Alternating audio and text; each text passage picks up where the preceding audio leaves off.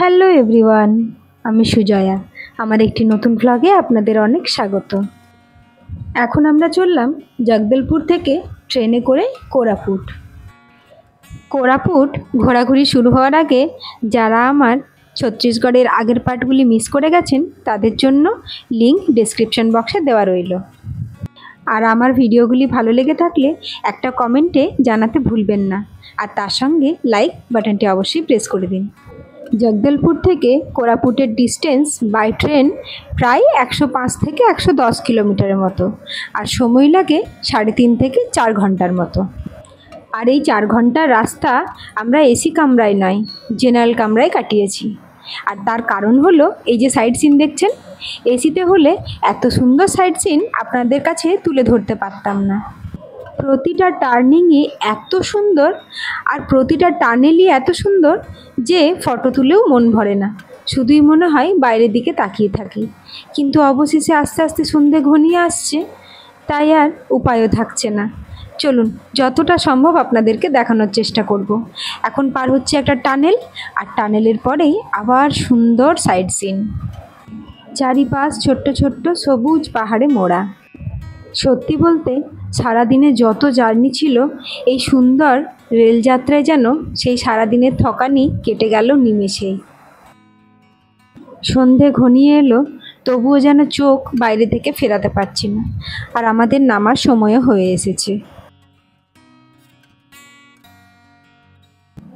নেমে পড়েছি এখন কোরাপুট স্টেশনে, আর আমাদের গাড়ি আগের থেকেই বুকিং করা আছে। সেই গাড়ি ধরেই আমরা এখন যাব হোটেলে। আজ 14ই আগস্ট, আর আগামীকাল রয়েছে 15ই আগস্ট। সেজন্যই স্টেশনের বাইরেগুলোও সাজিয়েছে খুব সুন্দর। এখন আমরা হোটেলে গিয়ে ফ্রেশ হয়ে, আজ অনেকটা জার্নি হয়েছে, শুয়ে পড়ব। কাল রাত্রে এতটা টায়ার্ড ছিলাম যে আপনাদেরকে হোটেল আর হোটেলের রুমটা দেখানোই হয়নি। আর আজ সকাল সকাল ফ্রেশ হয়ে বেরিয়ে পড়বো এখন ঘুরবো বলে। তা ভাবলাম তার আগে আপনাদেরকে একবার হোটেলটা আর হোটেলের রুমটা দেখিয়ে দিই।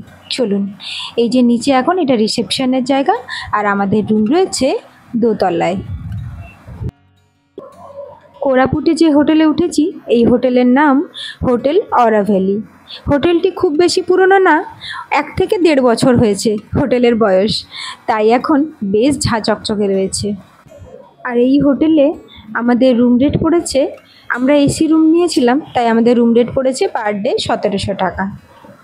যদিও গতকাল থেকে যা ওয়েদার রয়েছে তাতে এসি তো চালাতে হয়নি, উপরন্তু ফ্যানও অফ করতে হয়েছে। চলুন রুমের ভেতর যাই, রুমটা দেখাই আপনাদের। রুমগুলিও বেশ বড় সড়ো, সঙ্গে টিভি রয়েছে, আলমারি রয়েছে, আর একটা ডাবল বেড রয়েছে, আর তার সঙ্গে আরও একটা সিঙ্গেল বেড। সঙ্গে রয়েছে চেয়ার টেবিল। আর যাই বলুন, আমরা বাঙালিরা রুম যেমনই হোক, বাথরুমটা কিন্তু আমাদের টিপটপ চাই, তাই না? তবে বাথরুম কিন্তু এদের বেশ পরিষ্কার পরিচ্ছন্ন। এখন নিচে চলে এসেছি ডাইনিং স্পেসে, সেখানে আমরা ব্রেকফাস্ট করব। তবে রুম রেটের সঙ্গে ব্রেকফাস্ট কিন্তু কমপ্লিমেন্টারি। এটি একটি ভালো সুবিধা রয়েছে, আপনাদেরকে খালি পেটে সকালবেলা বেরোতে হবে না। আর ব্রেকফাস্টের মধ্যেও অপশন রয়েছে, যেমন ধরুন Maggi, bread toast, idli, dosa, আপনি যেমন চাইবেন। সময় অনেকটা হয়ে এসেছে, চলুন ব্রেকফাস্ট করে বেরিয়ে পড়ি। ওড়িশা রাজ্যের একটি জেলা হলো কোরাপুট, যা দক্ষিণ ওড়িশার পূর্বঘাট পর্বতমালায় অবস্থিত। এই জায়গাগুলি যদিও শীতকালটাই ঘোরার জন্য উপযুক্ত, তবুও আমি বলবো বর্ষাকালে কিন্তু এর রূপটা একদমই অন্য হয়ে যায়। এখন নেমে পড়েছি আজকে প্রথম দর্শনীয় স্থান। আজকে প্রথম দেখার জায়গা গুপ্তেশ্বর টেম্পল। যেখানে গাড়ি পার্কিং করা হয়েছে সেখান থেকে বেশ কিছুটা হেঁটে যেতে হবে সামনের দিকে। আর এটি একটি গুহার মধ্যে অবস্থিত শিবলিঙ্গ, যা প্রাকৃতিকভাবেই তৈরি হয়েছে। মন্দিরে ঢোকার রাস্তায় প্রচুর দোকান রয়েছে, সেখান থেকে আপনি পুজো সামগ্রী কিনে নিতে পারেন। আমরাও একইভাবে পুজো সামগ্রী কিনে নিয়ে চললাম মন্দিরের দিকে। সুন্দর একটি শিব মূর্তি রয়েছে, আর এই শিব মূর্তি থেকে ঠিক তার পাশে রাস্তাটি ধরেই আপনাকে এগিয়ে যেতে হবে মন্দিরের দিকে। যেতে যেতে প্রথমে গুপ্তেশ্বর টেম্পলের প্রথম গেটটা পাওয়া গেল, আর সেখানেই প্রণাম সেরে আরেকটু এগিয়ে চললাম সামনের দিকে।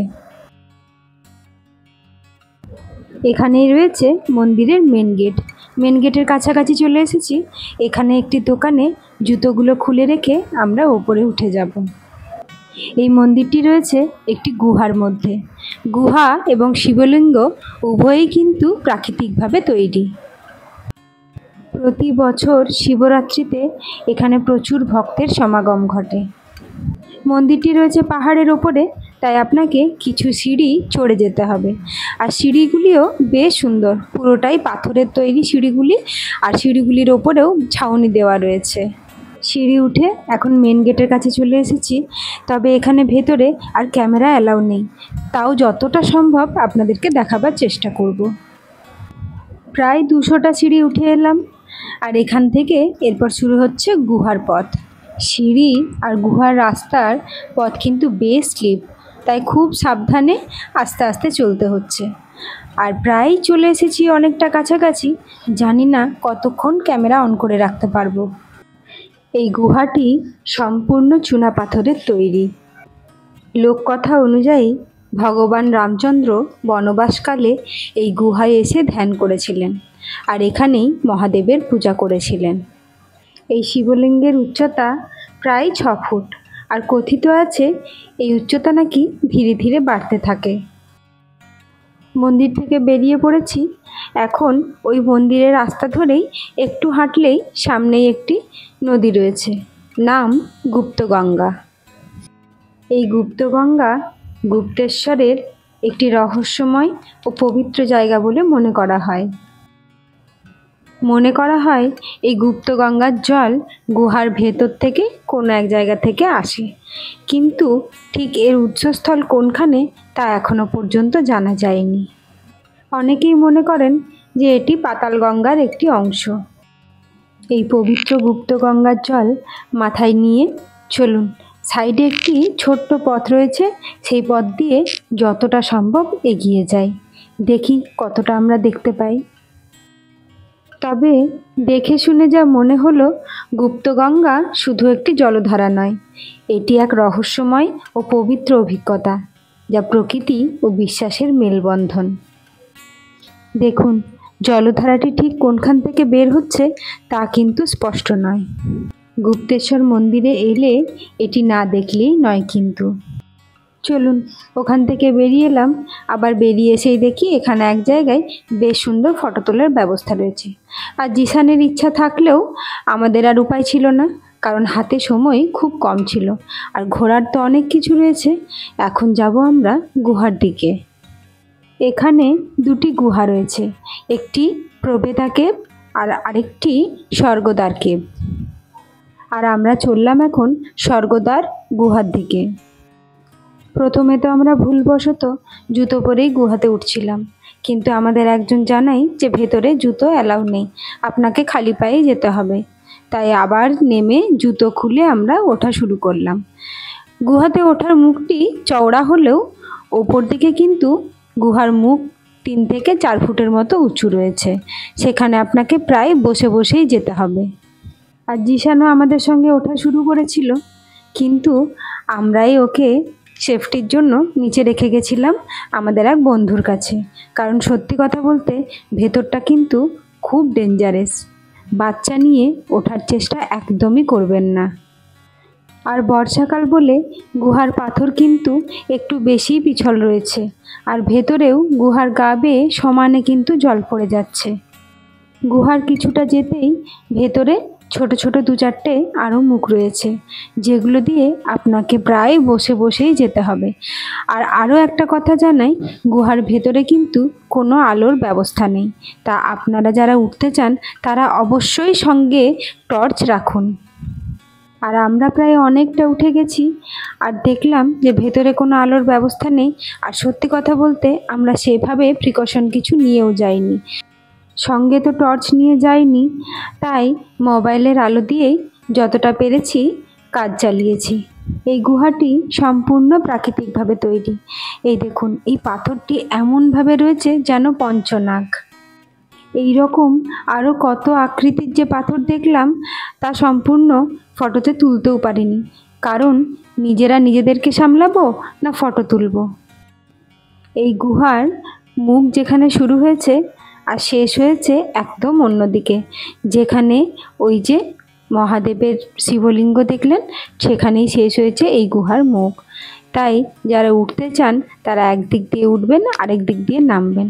আর সঙ্গে অবশ্যই প্রিকশনের জন্য কিছু কিছু জিনিস রাখুন, যেমন ধরুন টর্চ, জলের বোতল, এইসব। আমরা তো গুহাটার 50%ও যেতে পারিনি, হ্যাঁ বলতে পারেন 40% অবধি গেছি, তবে বাচ্চাদের কথা ভেবে সেখান থেকেই ঘুরে এলাম। গুপ্তেশ্বর গুহা শুধুমাত্র একটি ধর্মীয় স্থান নয়, এটি প্রকৃতি, রহস্য, ইতিহাস ও সংস্কৃতির এক অনন্য মেলবন্ধন। যারা প্রকৃতিকে ভালোবাসেন এবং আধ্যাত্মিকতা অনুভব করতে চান তাদের জন্য এই গুহা এক অপরিহার্য গন্তব্য। যারা আগামী দিনে কোরাপুটের জন্য প্ল্যান করছেন তারা এখানে আসতে ভুলবেন না। 3 থেকে 3.5 ঘন্টা গুপ্তেশ্বর ঘোরার পর চলুন এরপর যাই আজকে পরের দেখার জায়গার দিকে। সবুজে মোড়া চারিপাশটা দেখে মনের সঙ্গে সঙ্গে চোখের যে কি আরাম মিলছে তা বলে বোঝাতে পারবো না। চলুন এখন চলে এসেছি পরের দেখার জায়গার কাছে। এখানে এসেই দেখি মেঘ একদম নিচে নেমে চলে এসেছে। এখন আমরা চলে এসেছি ডুডুম্মা ওয়াটারফল। কোরাপুট থেকে এর ডিস্টেন্স প্রায় 70 কিলোমিটারের মতো। এই যে সিঁড়িটি দিয়ে এখন নেমে যাচ্ছি, এই সিঁড়িটি দেখতে কিন্তু অপূর্ব লাগছে, আমার তো বেশ ভালো লেগেছে। জানি না সবার কেমন লেগেছে, তবে সিঁড়ি দিয়ে যেতে যেতে চারিপাশের যে দৃশ্য সেটা একদম মন ভরিয়ে দিয়েছে। আমরা যেই মুহূর্তে এখানে এসে নেমেছি অমনি দেখি মেঘ একদম ঢেকে চলে এসেছে চারিপাশ। ওই যে দূরে দেখতে পাচ্ছেন ওইটি হলো ডুডুম্মা ওয়াটারফল। বেশ ভিড় রয়েছে এখানে, তাই ভাবছি কি করে সামনে যাওয়া যায়। এই জলপ্রপাতটি ওড়িশা ও অন্ধ্রপ্রদেশের সীমান্তে অবস্থিত একটি টুইন জলপ্রপাত, মানে এর একটি অংশ রয়েছে উড়িষ্যায় এবং অপরটি অন্ধ্রপ্রদেশে। আর জলপ্রপাতটি মুচকুন্ড নদীর থেকে উৎপন্ন হয়েছে, যা পরবর্তীকালে গোদাবরী নদীতে গিয়ে মিশেছে। জলপ্রপাতটির উচ্চতা প্রায় 515 ফুট। বর্ষাকাল বলে জলপ্রপাতটির জলের ফোর্সও বেশ রয়েছে কিন্তু, আর চারিপাশ ঘন জঙ্গলে ঘেরা। আগেই বললাম যে এই জলপ্রপাতটি টুইন জলপ্রপাত, তো সেই জলপ্রপাতের আরেকটি অংশ হলো এইটি, একটি অন্ধ্রপ্রদেশে রয়েছে আর একটি ওড়িশায়। চলুন আস্তে আস্তে মেঘ একদম নিচে নেমে চলে এলো আর চারিপাশ ধোঁয়া হয়ে গেল। এখান থেকে বেরোই, এরপর এখান থেকে যাব মুচকুন্দ নদীর ওপরে একটি ড্যাম্প রয়েছে, নাম মুচকুন্দ ড্যাম্প। যেটি এখন দেখছেন সেটি হলো মুচকুন্দ ড্যাম্প। যদিও আজ 15ই আগস্ট, সে কারণেই এত সুন্দরভাবে সাজানো হয়েছে, কিন্তু সন্ধে ঘনিয়ে এসেছে আর সেভাবে দেখার সুযোগ নেই। যতটুকু পারলাম ততটুকুই আপনাদের সঙ্গে শেয়ার করলাম। আজ তাহলে ভিডিওটা এই পর্যন্তই থাক। আপনাদের সঙ্গে দেখা হবে আবার একটি নতুন ভিডিওতে। ততক্ষণের জন্য টাটা।